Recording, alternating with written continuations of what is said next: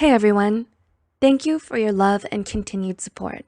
Here at Psych2Go, our mission is to help everyone become more self-aware. So, what is depression? According to the World Health Organization, depression is defined as a mental disorder that results in a lasting sadness, loss of interest in activities that usually bring joy, alongside the lack of motivation to perform daily tasks. It's also often linked with suicide and anxiety disorders. So, is depression becoming more common? Well, a 2017 study by Welch shows that there has been a 4.5% increase in adolescents reporting having symptoms of depression. And based on the World Health Organization in 2019, it's also stated that an estimate of more than 300 million people of all ages suffer from depression. And it's the leading cause of disability worldwide. So without further ado, here are the 4 reasons why depression is getting more common. 1. Prevalence of mental health awareness.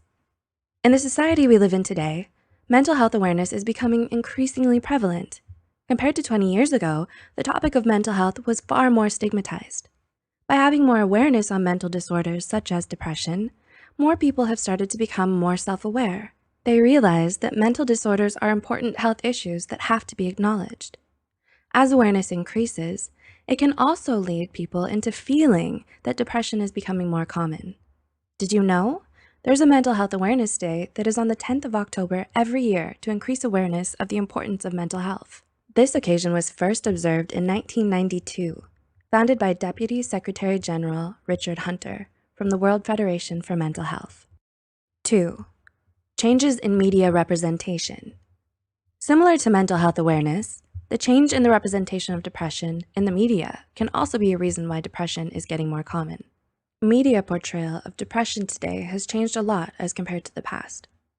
There is more depression portrayed in the media content that we consume.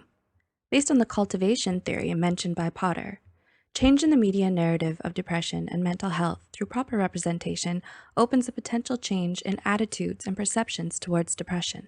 The role that the media plays in raising awareness and educating lies in its ability to influence the people's perception of mental health. With the media acknowledging that mental health is becoming a health issue, there can be a gradual acceptance of the public through media content. 3. Broader research. As mentioned earlier about the increasing rates of depression in people over the years, mental health as a critical issue will spark more research in the respective fields.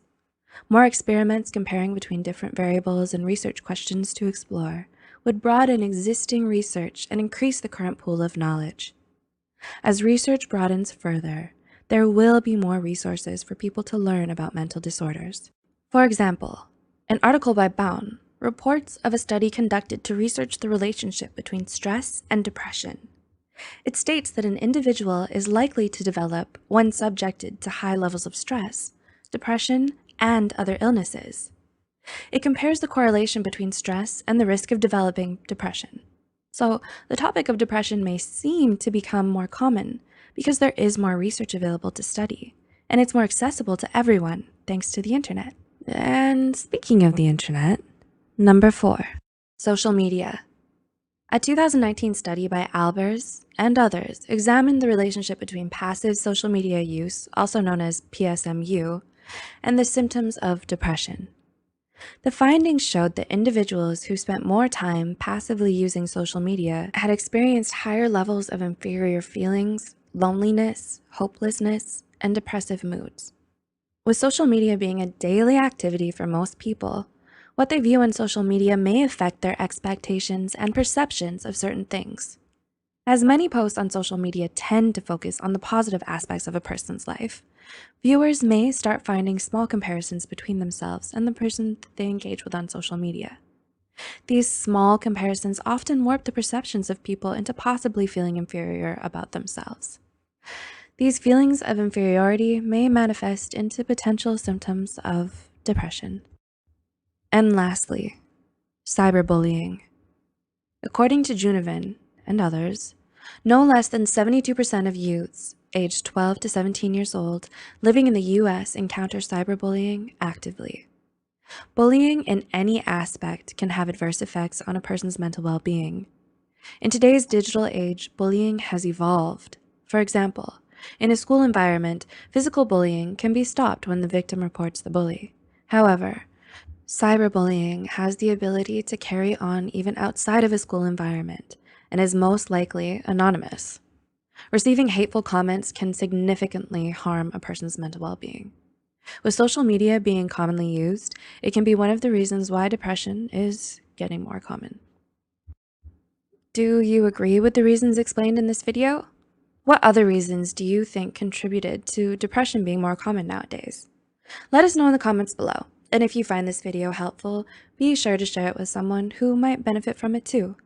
Don't forget to click the like button and subscribe for more content. And as always, thank you for watching.